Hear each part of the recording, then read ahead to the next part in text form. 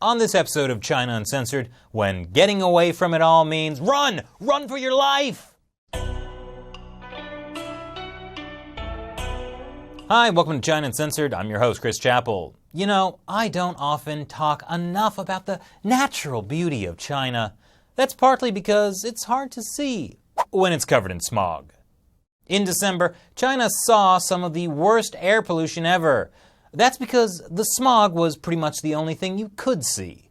It was so bad that hundreds of flights across the country were delayed or canceled. In Chengdu, a group of activists held a protest and did this.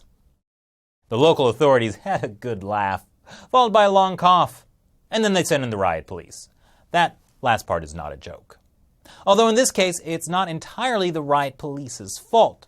They probably thought the statues were those street artists who cover themselves in spray paint and haunt tourist sites around the world. Luckily, there was no such confusion in Xi'an, where pollution masks appeared on stone lions. 800 of them. Well, at least statues can protest pollution. Fortunately, China's Meteorological Administration eventually solved the smog problem. They notified local bureaus to immediately stop issuing smog alerts and start calling it fog. They've also punished windows for spreading false rumors about pollution. Smog, or fog, is not by any means a new problem in China. The country routinely has crippling outbreaks, and the worst kind of smog is PM 2.5 particles. These are the tiny particles that can get into your lungs and can cause cancer. China measures this type of pollution on a scale of 0 to 500. In 2013, in the northeastern city of Harbin, it reached 1,000. The World Health Organization's recommended safe limit is 25. They should have just filmed this Stephen King movie there and saved on their special effects budget. Fortunately, the great and glorious Communist Party is taking steps to ensure these red alert pollution situations don't keep happening, by raising the threshold for what constitutes a red alert. And also ordering air quality monitoring apps to not display readings past the official government cutoff point. I mean, Chinese citizens don't really want to know what they're breathing, right? And now, Beijing's latest move, creating a new environmental police force. Yes, Chinese police, not just for beating up dissidents anymore. So, amidst all this smoggy mist, wealthy Chinese citizens and the companies that want to sell them stuff have come up with a brilliant idea. Lung cleansing trips. Yes, this really is a thing.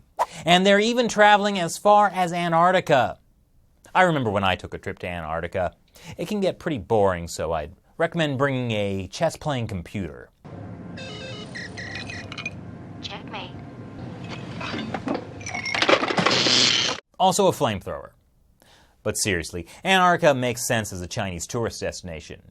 Okay, there's no Gucci yet, but it's one of the least polluted places on Earth.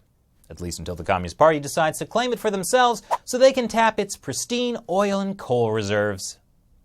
According to a report called Smog Escape Travel Ranking, Chinese travel service Ctrip says online searches in China for smog escape, lung cleansing, and forests have tripled during the latest pollution nightmare.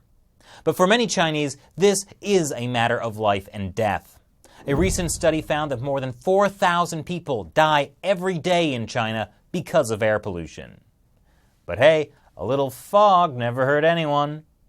Although if nothing else, won't the government please think of the pandas? So what do you think? And where would you travel for your next lung cleansing vacation? Leave your comments below. Thanks for watching this episode of China Uncensored, and please consider supporting our own lung cleansing vacations by contributing to China Uncensored's Patreon campaign. The link is below. Once again, I'm Chris Chappell. See you next time.